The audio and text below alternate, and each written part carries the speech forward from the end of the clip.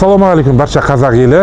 Мен әдеттегідей өзім іс-сапарымен бүгін Алматы қаласының Бостандық ауданының полиция басқармасына келіп қалдым. Бұл жерге келген себебіміз бұған дейін де біздің бір жылға жуық уақыт болды. Жәбірленушінің арызы бойынша қозғалған қылмыс қаралып жатыр. Жәбірленуші Құрақбаева өзінің баласының және де өзінің бір адамдарға алданғандығы жөнінде арыз берген болатын. Сол арыз бойынша қылмыс қозғалды. Бірақ бірнеше себептерге байланысты қылмыс созбалаңға салынып жатыр. Сол бойынша қазір тағы да мен тергеудің бастығына жағдайдың бәрін айтуға және де осы қылмыс істі жақсы бір тергейтін тергеушіге беруді талап етуге келіп отырмыз. Кісілер сонау Қызылорда облысы Қазалы ауданынан келіп отыр. Өзі бірнеше рет келді, сандалып қайтты. Қазір іс барысында не болғанын көреміз.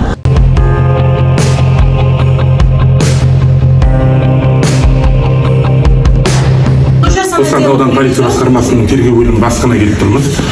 Данияр есімді азамат қазір бізді қабылдайды. Біз енді осы уақытқа дейін созбалаңға салынып жатқан ісімізді осы Даниярға қазір айтамыз. Әрі қарай өзі бақылауына алатын болады. Қазір кіріп шыққаннан кейін тағы да жариялайтын боламыз.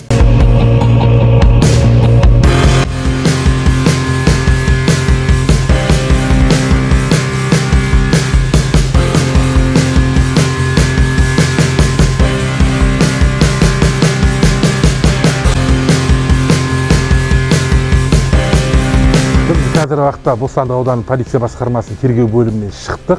Енді тергеу бөлімінің бастығы Иманғазиев Данияр деген қабылдап, осы қылмыстың барлығын тексеріп, әрі қарай өзінің қадағалауда ұстайтын және де жақсы бір тергеушіге тапсыратын істі, сосын 2 күннен кейін беттестіру әрекеттерін жүргізетініне уәде беріп, бізді қазір содан шықтық. Енді алдағы уақытта бұл іс өзіміздің қадағалауымызда болады. Біз жариялап тұрамыз бұл істің бәрі не болып жатқанын аяғына дейін.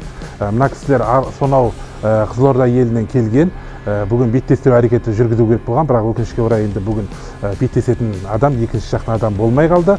Ол 2 күннен кейін келетін болды. 2 күннен кейін тағы да келетін боламыз осы жерге.